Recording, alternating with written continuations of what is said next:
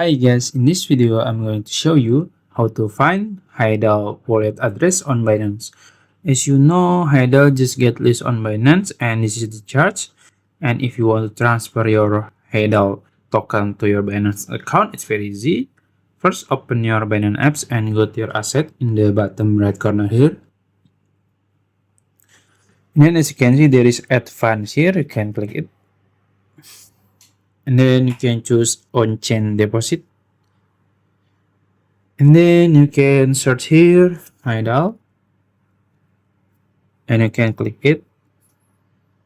And then you can choose the network. It's up to you. I will choose BNB Smart Chain.